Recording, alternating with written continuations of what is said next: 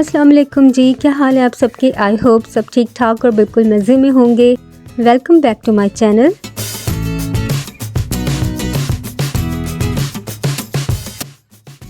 Last 2 week से तो बारिशों का सिलसिला चल रहा है कराची में और ख़ूब बारिशें हो रही हैं, लेकिन इतनी ज़्यादा बारिशें भी नहीं हुई जितनी तवक्को की जा रही थी। बाइपर जॉय नामी जो तूफ़ान अल्हम्दुलिल्लाह नहीं आया और गुज़र गया। इसकी वजह से भी हम लोग कहीं बाहर नहीं जा सके। समर वेकेशंस बच्चों की ऐसे ही ख़त्म हो गई और फिर बारिशों का सिलसिला शुरू हो गया। तो बारिशों में तो सी साइड वगैरह का रुख करना बिल्कुल भी मना होता है यहाँ पर, और हम लोगों ने इसलिए अपना प्रोग्राम कैंसिल कर दिया। लेकिन अब आने वाले दिनों में, आने वाले वीक्स में, जब वीकेंड्स वगैरह पे हमारा प्रोग्राम है कि हम ज़रूर एक पिकनिक जो है वो रखेंगे बच्चों के साथ और इन्जॉय करेंगे, क्योंकि समर वेकेशंस में बच्चों की ख्वाहिश होती है कि उनको लेकर जाएं, बाहर घुमाएं फिराएं, लेकिन बिल्कुल भी नहीं। सारा प्रोग्राम हमारा जो है ना वो बस इसी बारिशों की और इन सब चीज़ों की नज़र हो गया। खैर, यहाँ पे मैं आज ब्रेकफास्ट की तैयारी कर रही हूँ। अभी मैं आज ज़रा जल्दी उठ गई थी, और जब मैं जल्दी उठती हूँ तो फिर मैं सोचती हूँ कि कुछ पराठे और ऑमलेट वगैरह इस टाइप की चीज़ें बना लूँ।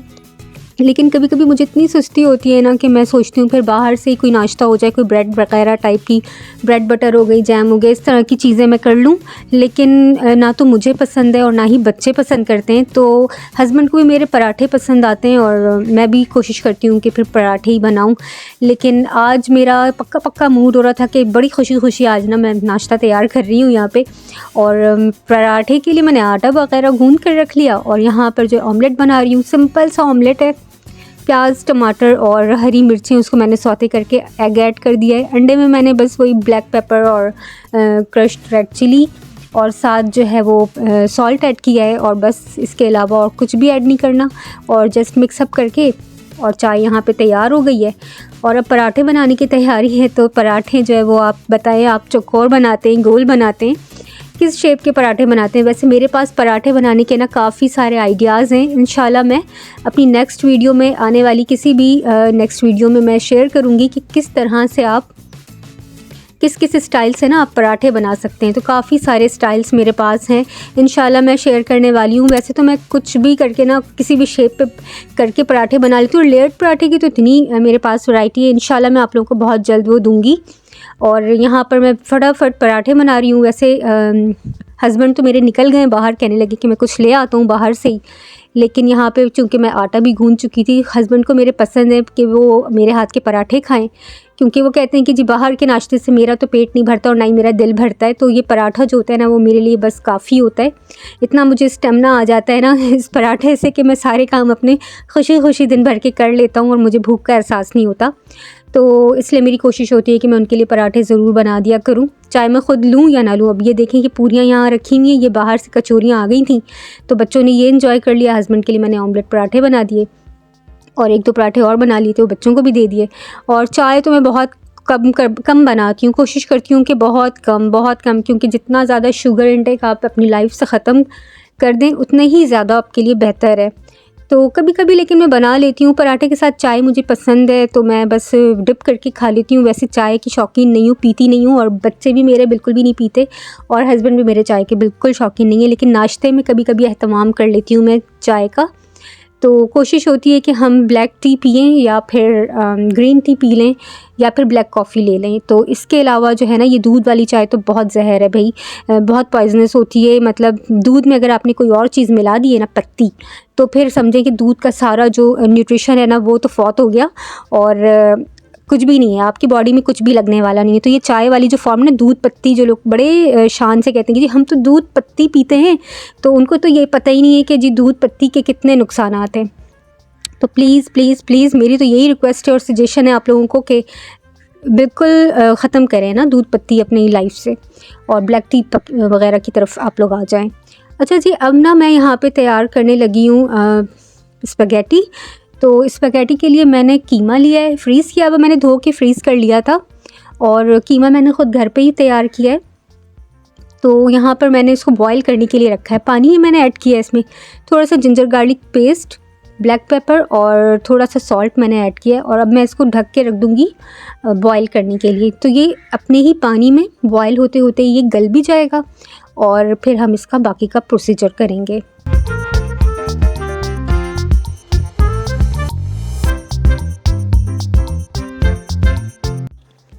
ओके जी, तो जितनी देर में कीमा गलेगा उतनी देर में ही हम यहाँ पर हलीम की तैयारी कर लेंगे। और इसके लिए मैंने यहाँ पर मूंग, मसूर, चने की दाल, माश की दाल, वीट, गंदम और बारले आपने ऐड करना है, जौ और गंदम, लेकिन मेरे पास अवेलेबल अभी फ़िलहाल नहीं है, तो फिर मैंने यहाँ पे दलिया ले लिया और साथ राइस लेंगे।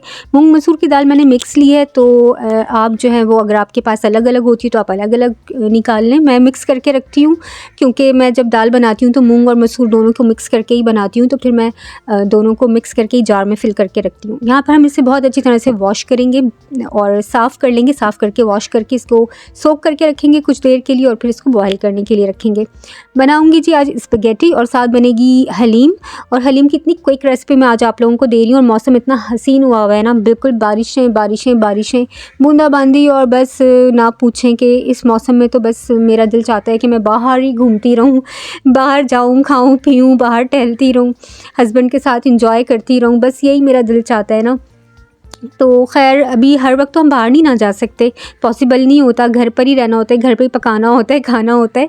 तो फिर घर पे ही मैं एंजॉय कर रही हूँ। जो मेरे प्लांट्स वगैरह थे ना, इसको मैं बड़ा कलर प्यारा निकल आया था ना सारे प्लांट्स का, तो मैं उनको ही देख रही थी। साथ मैंने यहाँ पे पानी बॉयल करने के लिए रख दिया है। उधर दाल बॉयल हो रही है हलीम के लिए, और यहाँ पे मैंने पानी बॉयल करने के लिए रखा है जी स्पैगेटी के लिए। इसमें बस थोड़ा सा सॉल्ट और ऑयल मैंने ऐड किया है, और स्पैगेटी मैंने इसके अंदर बेक पाउडर की ली हुई है, तो ये मैंने इसके अंदर ऐड कर दिए और अब इसको बॉयल करेंगे। स्पैगेटी बॉयल करते वक्त ना वैसे ज़्यादातर मैं ये करती हूँ कि ऑयल यूज़ नहीं करती, इससे मसाले बहुत अच्छी तरह से कोट हो जाते हैं। अगर आप ऑयल यूज़ करते हैं ना तो फिर उसका, और अगर आप ऑयल यूज़ ना करें उसका, दोनों का फ्लेवर थोड़ा डिफरेंट होता है। तो एक बार ट्राई ज़रूर कीजिएगा, और बिना ऑयल के भी स्पैगेटी बॉयल करके तो फिर आप इसको बना कर देखिएगा।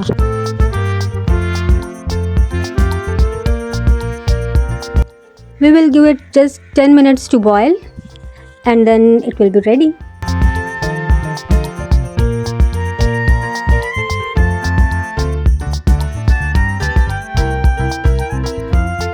दाल भी बॉयल हो रही है हलीम के लिए, साथ कीमा बॉयल होकर बिल्कुल रेडी हो चुका है, पानी उसका ड्राई हो गया तो फिर मैंने चूल्हा बंद कर दिया। और यहाँ पर स्पैगेटी हमारी बॉयल हो चुकी है। सिंक में रखती हूँ मैं और ऊपर से ना पानी खोल देती हूँ नल से, तो फिर क्या होता है कि ये सारा पानी इसके अंदर अच्छा सा आ जाता है, और फिर हम इसे रख देते हैं साइड पर। थोड़ा सा पानी जितना भी इसका होता है वो ड्रेन आउट हो जाता है, और फिर ये हमारी स्पैगेटी बिल्कुल रेडी होती है कुक होने के लिए। और एक तरीका ये भी मैं करती हूँ कि मैं एक बड़े बाउल में पानी ले लेती हूँ ऑलरेडी, और जैसे ही जो है बॉयल पे आता है ना तो फिर मैं उसको चम्मच की मदद से, वो जो होता है ना बड़े वाले जो चम्मच होते हैं सीव वाले, उससे मैं निकालती हूँ और पानी में डाल देती हूँ। तो फिर ये भी बहुत अच्छा तरीका होता है स्पैगेटी वगैरह को बॉयल करने का। अब यहाँ पर मैं बना रही हूँ बहुत अच्छे से स्पाइसेस, और ये डालेंगे हम जी स्पैगेटी में। तो यहाँ पे मैंने 1 टीस्पून जितने मिकदार में मैंने सारे मसाले लिए हैं, जिनमें जी black pepper, white pepper, salt, और साथ है जी मिक्स्ड हर्ब्स, थोड़ी सी ऑरिगेनो, और 2 टेबल स्पून मैंने यहाँ पर लिया जी ब्राउन शुगर, और इसके साथ ही मैंने थोड़ा सा विनेगर लिया है, सोया सॉस है, चिली गार्लिक सॉस है, हॉट सॉस है। तो ये सारी चीज़ें यहाँ पर लेने के बाद मैंने इसको बहुत ही अच्छी तरह से इसको मिक्स करना है। और गार्लिक पाउडर ऐड किया है मैंने 1/2 टीस्पून, और इसके बाद इसको मिक्स करके ना हम तो फिर इसको ऐड करेंगे अपनी स्पैगेटी में। तो यहाँ पर आप देख सकते हैं कि मैंने यहाँ पे जूलियन कटिंग में थोड़ी सी अनियन, टोमेटो और कैप्सिकम को कट करके रखा हुआ है, और सॉस जो मैंने बनाई थी इसको भी मैंने मिक्स करके यहाँ पे रख लिया है साइड पे। अब जितना भी काम होगा वो हमारा होगा स्टोव के ऊपर। तो पैन ले लेंगे और उसमें ऑयल गर्म करके सारी अपनी जितनी भी वेजिटेबल्स हैं ना उसको हम सौते कर लेंगे, और सौते करने के बाद उसमें कीमा ऐड करके स्पैगेटी ऐड करेंगे। स्पैगेटी बनाने के तो कई तरीके हैं, लेकिन यहाँ पर ये जो रेसिपी मैं आप लोगों के साथ शेयर कर रही हूँ ये मेरी अपनी रेसिपी है, और ये जो सॉस मैंने तैयार की है ये सारे स्पाइसेस मेरे अपने, यानी मैंने खुद इनोवेट की हुई है ये रेसिपी। और मैं कोशिश करती हूँ कि जो भी डिशेस बनाऊँ उसमें इनोवेशन भी करती रहूँ, और साथ साथ कुछ न्यू चीज़ें ऐड अप करके न्यू फ्लेवर उसमें निकालूँ। तो ये होता है कि जी अल्हम्दुलिल्लाह अब तक जितनी चीज़ें बनाती हूँ सारी हिट होती हैं, और वही चीज़ें शेयर करती हूँ जो ऑथेंटिक होती हैं, जो हिट होती हैं, जिसकी तारीफ़ें मिलती हैं मुझे। ऐसा नहीं है कि मैंने कहीं से देखा और अब शेयर कर दिया, आपको उठाकर कहीं से कॉपी कर लिया और शेयर कर दिया, ऐसा नहीं है। तो मैं जितनी भी चीज़ें, एक तो मेरी कोशिश होती है कि बिल्कुल ईजी रेसिपी हो और क्विक बनने वाली हो, और स्पाइसेस भी कोई बहुत ज़्यादा नहीं हो, वही चीज़ें हो जो आपकी किचन काउंटर पर रखी हुई होती हैं, कैबिनेट्स में पड़ी होती हैं, आपकी किचन में, आपकी फ्रिज में रखी होती हैं। तो उनसे ही मैं सारी चीज़ें कलेक्ट करके तो फिर डिशेस तैयार करके आप लोगों के सामने पेश कर देती हूँ, ताकि आप लोग उसको एंजॉय भी करें और आप लोगों के लिए कुकिंग करना भी इजी हो। तो जिन लोगों को मेरा चैनल अच्छा लगता है, मेरी कुकिंग अच्छी लगती है, प्लीज़ सब्सक्राइब करें अगर अब तक सब्सक्राइब नहीं किया है, क्योंकि मैं जब भी अपने एनालिटिक्स चेक करती हूँ तो उसमें मुझे बड़ा दुख होता है। मैं देखती हूँ कि लोग व्यूज़ देते हैं और सब्सक्राइब नहीं करते। ज़्यादातर उन लोगों के व्यूज़ आते हैं मेरे चैनल पे जिन्होंने अनसब्सक्राइब किया हुआ होता है। तो सब्सक्रिप्शन वाले लोग जो होते हैं उनके व्यूज़ तो होते ही कम है। मुझे एक तो इस बात का भी काफ़ी दुख होता है कि लोगों ने सब्सक्राइब तो किया होता है लेकिन वो व्यूज़ बहुत कम देते हैं, और जिन्होंने सब्सक्राइब नहीं किया होता है वो पूरे व्यूज़ देते हैं लेकिन सब्सक्राइब नहीं करते।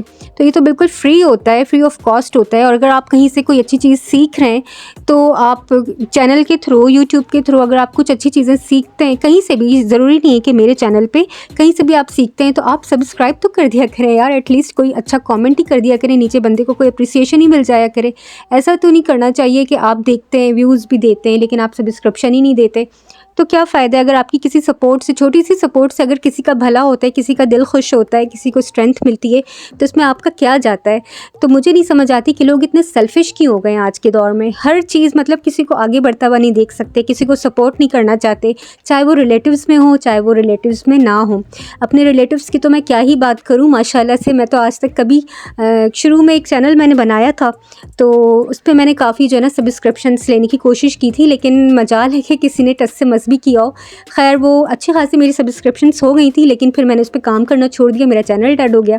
यहाँ पे मैंने न्यू चैनल बनाया और फिर मैं यहाँ पर आई, लेकिन यकीन करें कि मैंने किसी के साथ भी ये नहीं कहा कि आप मेरे चैनल को सब्सक्राइब करें, क्योंकि बहुत ही बुरा लगता है जब आप किसी को इतनी अहमियत देते हैं, किसी को इतना प्यार देते हैं और वो आगे से आपको एक सपोर्ट भी नहीं कर सकता, आपके चैनल को ना ही सब्सक्राइब करता है, ना लाइक करता है, ना कमेंट करता है। तो बहुत बुरा लगता है। फिर उन लोगों की अहमियत भी ना हमारी नज़र में कम होती चली जाती है।